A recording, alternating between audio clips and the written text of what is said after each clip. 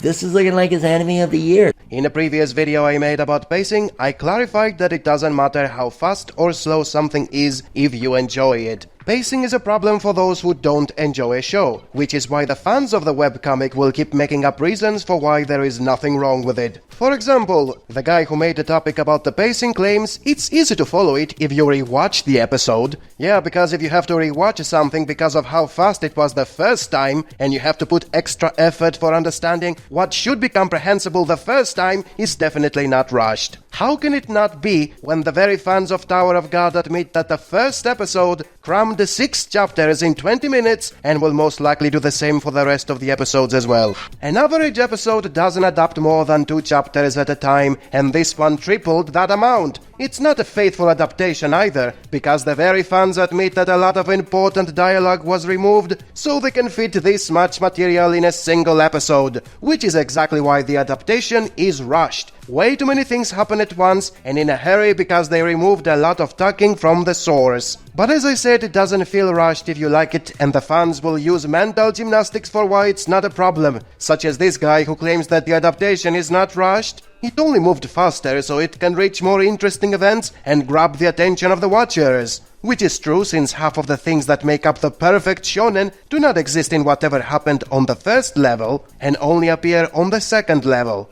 The reason it moved so fast is so it can have all the elements of a successful shonen in the first episode, therefore it's not rushed. Yes, it's rushed, what are you babbling about? It skipped half an hour of dialogue and ran past character introductions and fleshing out for the sake of jumping straight to a tournament arc. Just because it did it for mainstream appeal doesn't mean it's not rushed. It can be both, and it is both. Also think a bit about the pacing of the source material. If it took 6 chapters for moving to the second level and the only thing that got removed was dialogue, not actions or events, it means that the characters were doing nothing but talking for 6 chapters! Which is why Tower of God is written like a crappy light novel for people with no taste. I mean, what else can you call it, when all they are doing for 6 chapters in a row is explaining power levels and bunkais? It's one huge info dump, like explaining the video game logic in Sword Art Online for 70% of the time. People doing nothing besides sitting on a table and talking for hours is an inescapable trait of light novels, and they can get away with it because it's text only.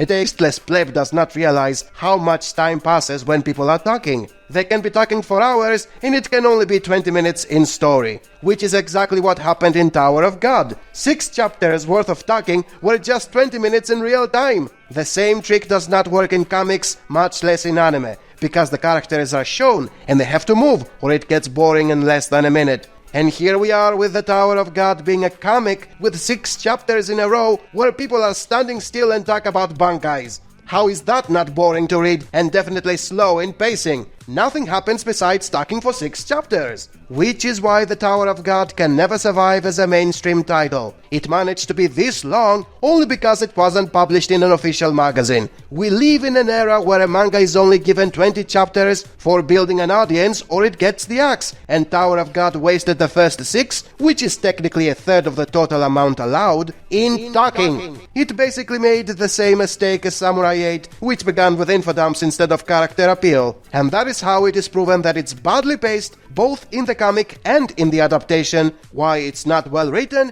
and why it will never be successful. This is looking like his anime of the year. The second problem with this overrated adaptation is its lack of tension. By tension I refer to being a bit anxious about what comes next. For action adventures, that has to do with being worried or curious about whatever challenges the characters are going to face next. You know, the bad guys they encounter, the traps they fall into, or the new locations they go to. There is tension when these challenges feel challenging. And sure, every series has plot armor and conveniences, so the good guys can win all the time, and it's kinda silly to be worried when you know they will overcome every challenge. Nevertheless, the show should not be making that too obvious, and a very simple way for hiding that is by not overusing plot armor. If it happens once every 50 episodes, for example. The Tower of God failed to do that in just 1 episode, because the main character was saved 5 times in just 20 minutes. It's so extreme it makes even the nepotism of My Hero Academia to feel like a simple pat in the back. Even in the comic format, that means he gets a convenient save in every single chapter. This is the definition of lazy writing and an easy way to make people not give a damn. I mean, why do any of you care what kind of fights the MC is gonna get himself into if he gets saved every 5 minutes? He comes off as an incompetent idiot who would have died after a few steps into the tower if it wasn't for more powerful people saving him all the time. The MC is basically not fighting at all, and he doesn't deserve any of his victories, because he didn't earn them. None of the challenges were challenging to him, and he didn't use any skills, because he doesn't have any. As per usual, the fanboys of the series don't find that to be a problem, because they are fanboys. They like it no matter how bad it is. And, as always, they use mental gymnastics for excusing it. For example, they will say, if he wasn't plot armored, the story would be over right away. Does that fix the complete lack of tension? Then they will say they help him out because they have an agenda. Even if they do, does that negate the plot armor? And my favorite excuse they use all the time is how the story is not supposed to have tension. It's supposed to be a mystery. Don't you want to find out what is going on with the tower and the MC and those other people helping him out? Who cares if the challenges are not challenging? You must keep watching so you will get the answers. Basically the same excuse as the rising of the shield hero. Yeah, the plot is garbage, but don't you want to see what other shields he's going to use in the future? No, I don't. I don't care about the answers when I'm not given no reason to care. What's the point in getting answers when everything is so easy and convenient? Of course he's gonna reach the top of the tower if the game is rigged for him to win no matter what he does. It's like a detective who solves mysteries by having people appearing out of nowhere and giving him the answers. So once again, no tension, and the reason the Tower of God is a bad series. This is looking like his enemy of the year. Hi, my name Bam and I want Rachel. The third problem with the show that is supposed to be the beginning of a new era has to do with its main character and how boring he is. Your typical shonen hero sets the bar really high by wanting to be the best in the world. This Bam guy, on the other hand, doesn't aim high at all. He just wants to find his waifu. While everyone else fights for his life so he can become a god and achieve great things, he just wants to find a girl. That's boring. Forget about me. No. Also, he doesn't have much of a personality or any skills as of yet. He's a blank slate with nothing memorable about him. The fanboys of the show claim that being a blank slate is what makes him stand out from your typical shonen protagonists, and that he gets much better after 500 chapters. But that means you have to tolerate this white toast of a main character for many years. You want Rachel? Yes. In shonen, a main character is supposed to be inspiring so the audience can be motivated to be like him when they self-insert. He's also supposed to be a power fantasy, which is why he's given cool powers. Gradually becoming better with time does not make it easier for the majority of the target audience to like the main character. He's slow and weak, but cute. Thanks, but I like Rachel. Down to it, when we follow the plot through the eyes of the main characters, we expect them to be compelling, so it's worth following them around. A character with no goals, no personality, and no trademark powers fits in a slice of nothing happens series. The Tower of God is about countless people killing each other over who gets to be a god. It's not fun to follow a white toast when every other character is far more interesting and closer to what the story is about, which is why he's out of place and makes this overrated series even worse. Wanna become God. No, I want Rachel. This is looking like his enemy of the year.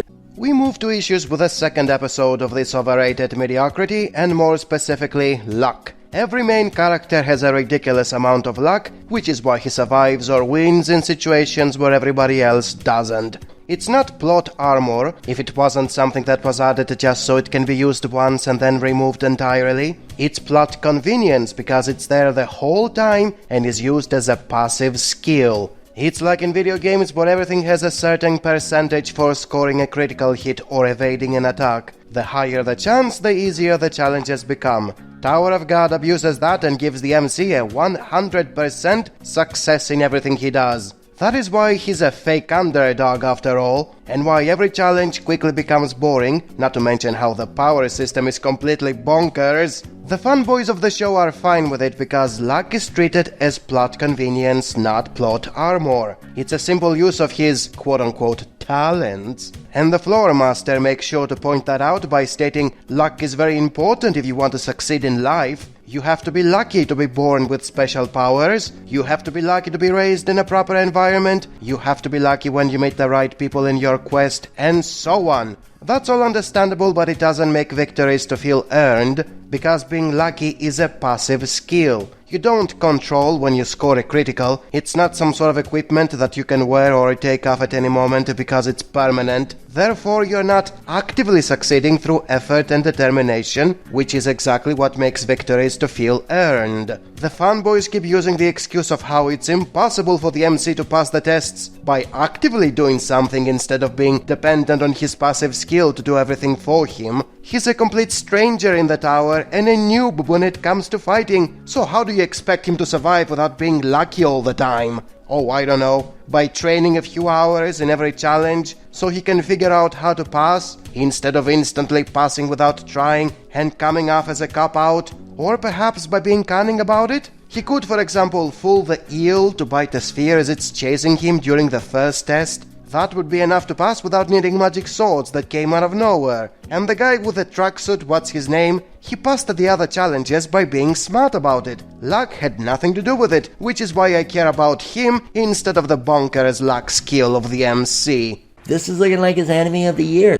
The goal of everyone going up the tower is becoming a god when they get to the top. The actual reason may differ for some individuals, but it all comes down to becoming a god as the easiest way to get what they want. And that includes the MC, which many fanboys keep correcting me on this. He doesn't want to become a god, he wants to find Rachel. Yeah, and what's the easiest way to do that? By becoming a god. And in case some of you assume that he's going to stop along the way if he finds Rachel, there are 500 chapters out there that prove you wrong. The Tower of God is a perpetual shonen after all, and it has to keep going indefinitely. It might seem like the MC is just going for his wife when he'll stop if he finds her right around the next corner, but he won't. It's all about fighting the evil adults and their corrupt government and becoming a god. Or in the case of this MC, to be validated as a god because he's already one. He's in constant god mode thanks to his passive luck skill. Which is the issue I want to point out this time. The tournament is unfair and openly says it is. Most things are based on luck, and the rest of it is how broken are some of the characters from the get-go. What's the point of even having a tournament under these conditions? Just have a lottery and randomly give someone the victory. Or have a few very hard physical exams, so only the elites can pass. What's the point of having hundreds of participants when most of them can even pass through a low-level magic wall?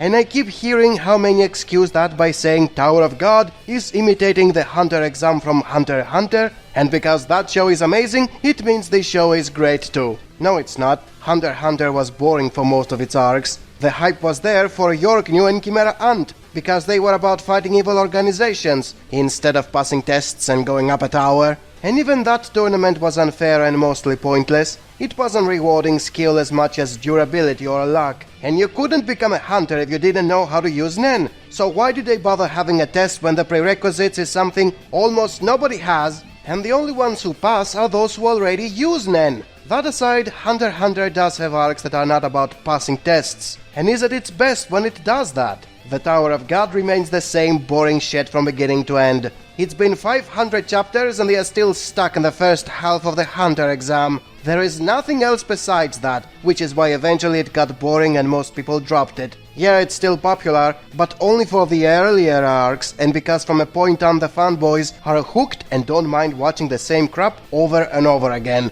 They are like the Pokemon fans at this point. They never get tired of seeing us beating Team Rocket for 1200 episodes. And since you are told right away that it's unfair because everything is based on luck and in really broken abilities that nobody stands a chance against, then what's the freaking point of wasting your time on watching this crappy Korean imitation? Give up and watch something else like Hunter x Hunter, which has prettier colors and for 2 arcs is actually good. Do something actually worthwhile for a change. This is looking like his enemy of the year. There is definitely something going on, something bigger going on than just climbing the tower. I just didn't get it. There's so many questions that you can gather from it. I don't yet fully understand. There's so many things you can gather from that, and I'm not going to dive into that. Please explain. You never really know, honestly. You really never freaking know. What the hell are you talking about? Who really knows at this point? Just help me understand what is happening. There is definitely some more to this series than just, let's say, pretty fights. Do you know how? No. Doesn't have to be perfect. You just have to like it. If not, then that's fine too. I haven't read it, but I can say it's my favorite book ever. Unmitigated disaster. Shut the fuck up. Unmitigated disaster. This is looking like his anime of the year. The adaptation is a complete mess because of the way the animators changed the characters for the anime. Manhwa's on the rise. Bam is still boring in the manga, but he's not that dumb. Because the anime takes out a lot of dialogue and internal monologues, it makes anime Bam to seem more stupid than manga Bam, because he's not shown talking or thinking things through. He's presented as completely oblivious when originally he was far more analytical. I love it. It's so cool. Rock is still the comic relief in the team, but he's not that comical. Suffering from the exact opposite problem as Bam, scenes are added where Rock is being a far bigger joker. This ruins the image of a great warrior he was in the manga. I was just like, ah! And then there is Kun, who is a lot more level-headed in the manga. The anime made him a lot more emotionally unstable when he was thinking about his girlfriend, who is also his sister. Yeah, it's a better Sword Art Online indeed. This makes Kun a lot less trustworthy and ruins the image of the confident Machiavellian manipulator he was up to that point. That was freaking awesome. And if you think the damage stops at the different behavior, you are mistaken. The colors of the adaptation are too colorful. They were darker in the webcomic, which was making the vibe of the story akin to a thriller. The anime makes it so cheerful to the point it feels like watching Teletubbies and further destroys whatever characterization the cast had originally. I'm really loving this. There are bound to be far more problems with other characters down the line.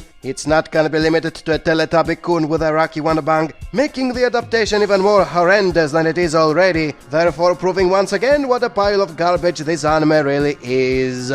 Tower of God. Greatness! This is looking like his anime of the year. It's been a while since I've been this interested to see how an anime will turn out. The issue I'm going to talk about this time has not yet happened in the anime. It's a thing that happens after 500 chapters, which according to the fanboys is when the Tower of God becomes amazing. And the way it becomes amazing is by turning into a generic crappy fighting shonen. So it's got a lot of things going for it. Isn't it strange how they keep saying it's unlike any other shonen and that makes it good, while at the same time they say it turns into yet another shonen and now it's good? Fanboys, man, they never make any sense. This could spell a new era of this industry. Anyways, the webcomic, which is not supposed to follow the fighting shonen formula yet it does anyways, falls victim of power creep and ends up like yet another Naruto or Bleach. A run-of-the-mill fighting shonen where the only thing that matters is power-ups and sword transformations, with absolutely no strategy. This opens up a whole new world of possibilities. Or even choreography that just stands still and fire lasers at each other. And the fanboys have absolutely no problem with it, because they like it no matter what it is.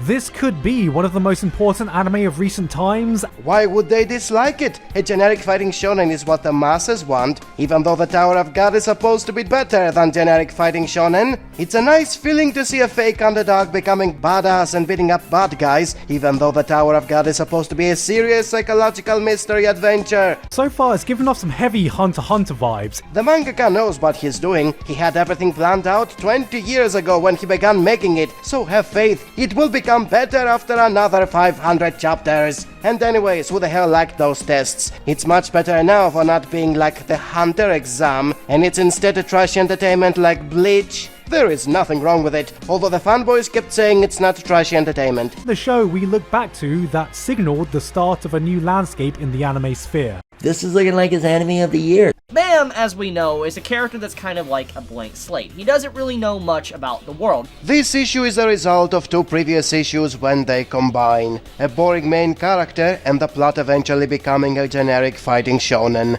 The main character didn't improve, he remains the most boring of the bunch. At the same time, every other secondary character, who was not as boring and who had appeal, lives and is never seen again. Now it's just the main character that nobody roots for because he's white toast, winning in every battle with no strategy, or without even moving from where he stands, because he has his luck skill that makes him undefeatable. He's completely a blank slate, which is kind of fitting, honestly, when you think about the presentation of the story. But that is nothing new thus far, since I already established that the MC is boring and the plot eventually becomes mindless action. The issue is how the form of storytelling used by the mangaka was leading to that point since the very beginning. Bam was always a fake underdog and the chosen one, which is why it's another generic shonen no matter how much the fanboys claim it's not. On top of that, he was deliberately made to be a blank self-insert, someone who has no past or personality, so the audience can gradually learn about the world through the eyes of an oblivious character. And because he has broken abilities, the more he learns, the stronger he becomes, and on a much faster pace than his friends. Thus eventually he was way more powerful than them, he didn't need them anymore, and thus he was left alone to steamroll his way to the top. This series is literally not trying to give us too much information. Bam was written as someone who will do all that. He was always meant to be a blank self-insert that gets exponentially stronger and eclipses everyone else. That was the intent from the very beginning. Unfortunately for the incompetent mangaka, the appeal of the webcomic was not in that. It was always the world building and the mysteries, both of which were explained to the audience through the support cast. Removing them from the plot means there is no more appeal, no more world building, no more mysteries. It's just one guy soloing everyone. Bam is someone that's happened to climb the tower to learn, and we're learning alongside of him. It wouldn't be a problem if said guy was charismatic, but he's not. Kenshiro in Fist of the North Star is also soloing everyone, but he's also charismatic. He has a personality, he has a backdrop, and there is no need to leave him blank so he will learn about the world, because there is not much world building. Bam, on the other hand, is just white toast. He's simply existing as an oblivious plot device for world building, which is why leaving him alone without support cast, while at the same time planning to make him OP from the very beginning, was a big oopsie and yet another example for why the Tower of God was garbage from the very beginning. You're learning with the character. It's fascinating, honestly, to look at it like that. But it's not like any of that matter to the fanboys, since no matter what you say, and even if they agree with you, they are still going to have faith. Do you not have faith? Faith. Trust in Horikoshi. But I have faith. I have a lot of faith. This is looking like his anime of the year. The most important anime to come out in years. Those who were disappointed with the Tower of God increased by the day. They didn't like the webcomic, it is trash, and yet the mega corporations brainwash us into supporting it so they can promote an artificial fad, and there can be even more webcomic adaptations. Which is the same thing as saying we need to like shit so they can keep giving us more shit. The dick-riding sellouts already jumped on the bandwagon, greedy for more money, but you and anyone else who was tricked into reading it and made those topics know the truth. This was massive news, not least because all three of these are Korean webcomics. The complaints are stuff I have already covered, so let's go for what I mentioned during the first episode, and it's somehow supposed to be a plus. And that will be the completely bullshit power system. Not only it works in whatever way it suits the plot, but it also gets switched around with other power systems. That's right, there are a dozen completely different power systems, each one with its own rules which work in whatever way it suits the plot. And they get neglected in favor of introducing even more power systems. To me, this is news that could spell a shift for the entire industry itself. And obviously the white toast of a main character is the only one who masters all of them without trying and without deserving them. He stands still, he pulls them out of his ass and uses them right away. So he's basically like Ichigo, who is half of everything and therefore can use every power just because. Talk about bottom-of-the-barrel fighting shonen. Just random ideas that never get developed and are constantly thrown to the side for more ideas that will never get developed either. So far has done a pretty damn good job. Of course the fanboys are not bothered by it, since they get to theory craft 10 times as much bullshit when they calculate the power levels. If Dragon Ball tards are able to write entire encyclopedias about how Kamehame works for over 30 years, imagine how much more bullshit the Tower of God fanboys will write about 10 power systems. Because down to it, that is what crappy fighting shonen are all about. Terrible plots and nonsensical power systems that make pretentious overthinkers to try to correct them with fun fiction. And because they are even worse writers, they end up making it even worse. And that is what this crappy anime that is shoved down our throats by mega corporations and fake anime fan sellouts is all about. It still manages to really engage you. This is looking like his anime of the year. There is so much going on. Those who were disappointed with the webcomic have left by now, so the subforum is once again mostly filled with fans of Tower of God. There is a lot going on. But that doesn't mean they are all fanboys, because they still have issues with it. The complaints have to do mostly with how they don't understand what is going on. There is things that make you question what you're actually seeing. Even those who read all 500 chapters and are supposed to love it now, because it finally got good by turning into a mediocrity, they are instead confused because the explanations are not clear, the info dumps are often proven to be unreliable narration, and the rules in general are very loose. There is so many things to really wonder about. For a webcomic that brags about its world building and elaborate mechanics, it's doing an awful job in exposition. You have no idea what is going on with the power system, or the character motivations, or even the way the setting works. So if you did not understand, I don't think the test was properly explained. As much as the fandom claims that this is what makes the webcomic mysterious and keeps you guessing, in reality it's an incomprehensible mess of unpacked theories, speculations, and a lot of headcanons. Let's talk about the rules. Unbalanced. It's not balanced whatsoever. No story can be considered good for confusing the reader and being incomprehensible in general. The Tower of God is a mess of ideas that don't connect with each other and don't have any logical reasoning whatsoever. The question that many are probably having, are they going up against each other? Yes and no. This is looking like his enemy of the year.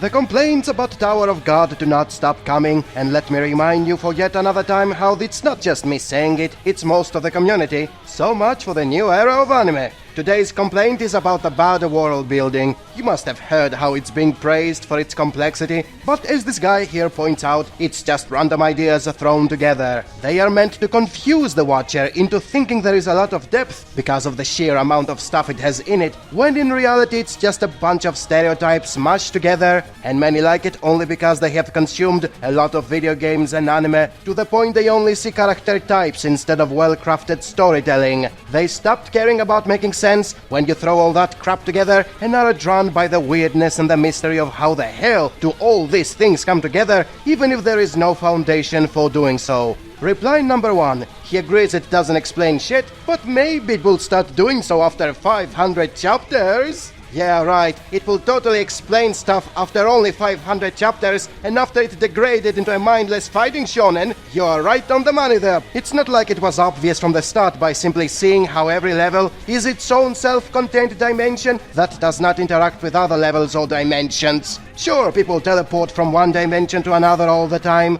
but it's only done for passing tests in a self-contained area. They do not interact or affect the level they are on, and most denizens don't even know there are more dimensions. Bad world building 101. Reply number 2. When people say world building, they actually mean a mystery bait. They expect an info dump down the line, an info dump aka being told and not shown, but even if they don't get one, they are still drawn to the mysterious world building. So essentially the very thing they are praising the show for is completely insignificant. They don't care about getting an explanation or making sense of any of it, they just like being confused by the random ideas. And reply number 3? The truth about what Tower of God really is. A guy smashing action figures from different shows together and making up shit as he goes along. There was not much thought put into it, which is why the world is inconsistent and not developed. This is not world building, it's random crossover fanfictions and works only when the standard for what counts as good world building is extremely low. And again, these are not only my words, but also the words of anyone who is not a complete moron when it comes to storytelling.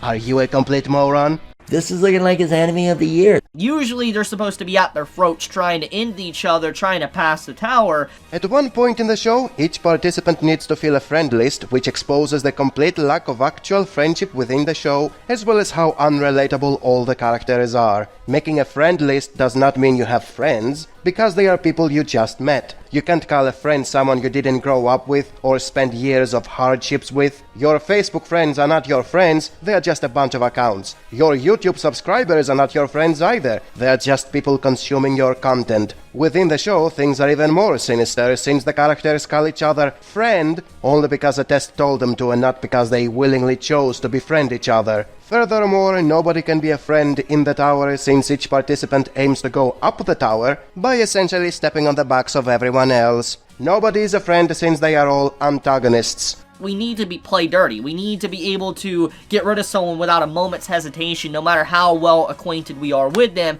It doesn't sound like a big issue if you don't think about it, but if you do, every time you see them talking to each other in a friendly manner, you know they're not actually friendly. They are basically ass-kissing each other so they can exploit one another for going up the tower. The tower is an allegory for a corporate ladder that forces every employer to be vicious and cynical if he wishes to go up the hierarchy. We need to be able to do what we can to climb the tower. At face value, it also doesn't sound like a negative thing. For a shonen that is not using the power of friendship as a cheap excuse for solving every conflict, and by having every participant being selfish and manipulative, gives an air of maturity. Obviously, the creator of Tower of God doesn't do it consciously, because he's just making a cheap imitation of Hunter x Hunter. That show had it, so this show must have it too! The problem is, the show is still a shallow shonen, it's not a mature seinen. It doesn't have the necessary thematic depth for making the manipulative side of friendship to show within the logic of the plot. Everyone is friendly to each other because the test told them to be. Then they will kill each other because another test told them to do so. They are not manipulating each other willingly. They are passively doing whatever the tests tell them to do.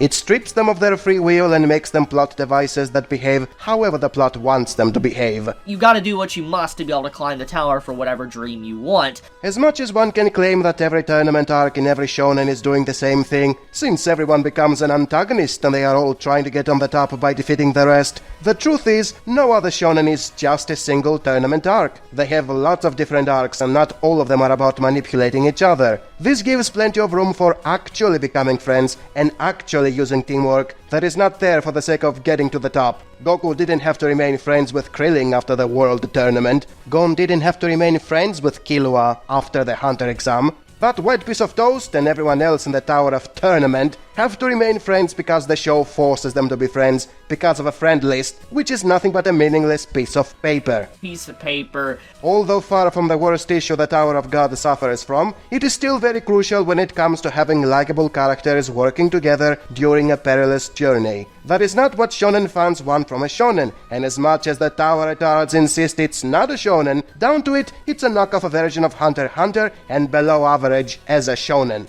It's pitting Bam and Ho against each other because only one can really pass this test. This is looking like his enemy of the year. Let's talk about the bull. When I'm sitting down and playing a game, like playing an RPG, I love things to be immersive. This arc has everything that Tower of God has been setting up for. The positions, there is class like Beastmaster, Scout, Spearbearer, Lightbearer, Wave Controller, Summoner. Stuff like this makes a story more believable. The power structure, to use, Shinsu Anima within this episode, being able to take control over Beast. It adds so much immersion to a story. Goblins, wild pigs, the dolphins actually swim in the ocean. The person that wrote Tower of God really does have a creative imagination. There is hidden roles. There's hidden extra abilities within the story. We have a subcategory of a certain class, different type of classes that you actually never expected, and so it's not just bare bones and simplistic as it first made you believe it was. So that, I think, is going to really entice many to be even more invested within Tower of God, because now you have different classes besides the 5 that were first mentioned. Even though in the grand scheme of things, it might not be that important.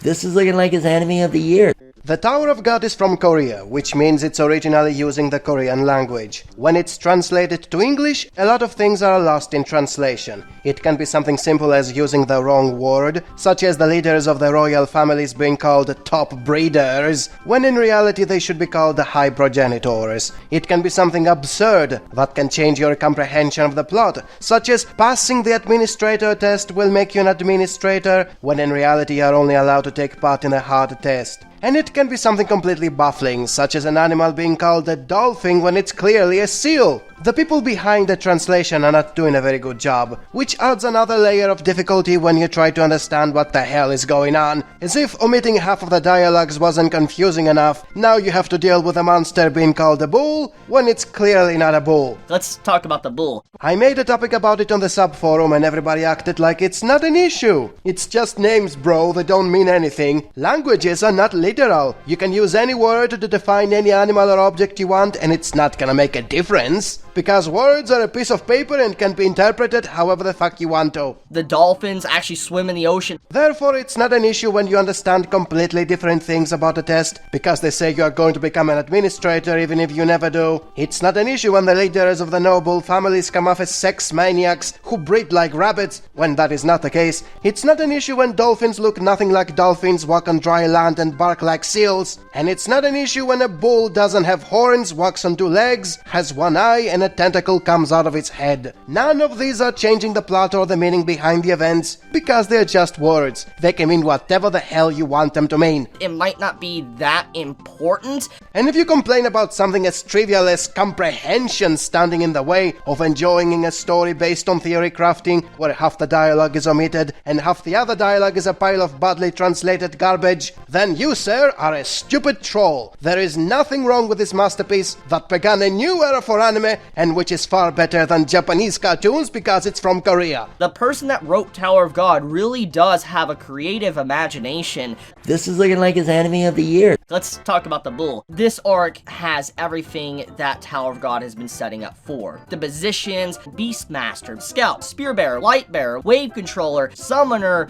and so it's not just bare bones and simplistic as it first made you believe it was. So that, I think, is gonna really entice many to be even more invested within Tower of God, because now you have different classes besides the 5 that were first mentioned. The person that wrote Tower of God really does have a creative imagination, even though in the grand scheme of things it might not be that important. This is looking like his anime of the year. Man, this show has so many characters, and they are all so interesting. I don't know which one to pick as my favorite. Look at all these characters in this show, there must be like thousands of them. Shu really knows what he's doing if he's inciting so many characters in this show. It's because he wants everyone to have a favorite, and he can follow him for hundreds upon thousands of chapters without ever getting bored of them. Yeah, thank goodness it's not like any other shonen where it just inserts more and more characters in the story and then does nothing with them. No, this one is different than any other long-running shonen. It has many characters, but it doesn't forget them, because Shu knows what he's doing. He has so many characters and he keeps them all relevant to the plot, because he's a genius, unlike any other hacks mangaka out there who makes this pathetic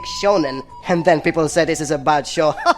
Look at all these characters! Why don't you not like the show when it has so many characters and they all stay relevant? It's not just another shonen, it's for adults, said Chibi. This is looking like his anime of the year. One of the many questions someone has over this very badly written light novel with images is how he doesn't understand the stance of the characters towards murder. One moment they kill each other and they don't feel a thing, the next one they are shocked one of them died. One moment they are buddies who would never harm each other, the next one they constantly backstab each other and don't feel a thing. What is going on? Why can't they not stay consistent for 10 seconds? One of the most usual answers is, this is the nature of the tower! As in, this is how things normally work in this setting and you just have to accept it. In the same way Vikings believed the slaughter and mayhem were normal, and natives of Latin America had human sacrifices as part of their lives. They didn't question it because it was part of their culture, and the same thing applies to Tower of God. That is a bullshit claim, because if it was the way things are to the characters, they wouldn't be flip-flopping. They would be consistent in their behavior, and they are not. They behave based on whatever would make a scene more edgy. This is why one moment they murder each other without feeling a thing, and the immediate next they act all friendly towards the people they were killing senselessly just a moment ago, or are shocked when one of them gets hurt. Furthermore, it's not even the way things are. It's not the nature of the tower that causes this nonsense, it's the people ruling it. The king of the tower can change the rules however he feels like it. It was his idea to let millions of people to keep coming in, and it was his idea to have them killing each other. It's not the natural order, it's a sociopath who commands that weird creature on the first floor to keep bringing in millions of people and then commands them to kill each other. That doesn't sound very natural to me. And it sure as hell does not make sense when the characters behave as plot devices that behave however a sociopath who murders millions of people every year for millennia wants them to. There is no nature in the tower because it's all artificial nonsense made by a madman, and no matter how much the fanboys try to make it sound like it makes sense, it doesn't. Tower of God sucks. This is looking like his anime of the year. The production values of Tower of God are bad, and I know it took me a lot of time to talk about the very first thing everybody notices, but I'm not someone who cares about pretty colors, and the fanboys were pleased with the way it looked because it was different. Different does not mean better, but since it was making it stand out from the lot, it was enough to be considered amazing. Until the arch nemesis began airing and their opinion magically changed. God of High School looks so great they realized something doesn't have to look different in order to be good. It can be the most generic looking show, and as long as it's not boring or confusing to watch, it will be enough to keep the majority of watchers entertained. I mean, the same thing could be said by mentioning Demon Slayer, which is the most popular example of an average shonen with great production values, but it wouldn't work on the Tower Tarts because it's not from Korea. If it's from Korea, it means it's automatically different, special, better, fresh, and shouldn't be compared with something from the previous era of anime, which was filled with inferior shows made in Japan. I mean, the Tower of God is also made in Japan, but because the webcomic is Korean, that somehow excuses the bad production values, making it different instead of bad. This excuse no longer works now that the God of High School is out, another superior to Japanese anime Korean series, which is made in Japan by Japanese people, so why the hell does that make it better? I have no idea. Anyways, the point here is, an average looking series with good production values will always be better than a weird looking series with bad production values. The country of origin does not magically excuse the weaknesses in animation and artwork, especially when it comes to Korea, a country that is infamous for constantly creating cheap knockoffs of anime by plagiarizing the hell out of Japanese anime, and which mainly exists for outsourcing parts of Japanese anime whenever time and money are running out. Korea is by default not able to match even average-looking anime of Japan, so stop using it as an excuse for making weird-looking cheap knockoffs to magically be considered special or different. Nobody gives a shit about the show's looks if the animation is weak, the artwork is minimalistic, and the directing is pathetic. The Tower of God was all that and more, and that is why the God of High School is a better anime despite looking average as hell. Aside from their red noses, obviously. For some reason everybody looks like he's constantly drunk. And no, this does not magically make the show to stand out or to be considered special either.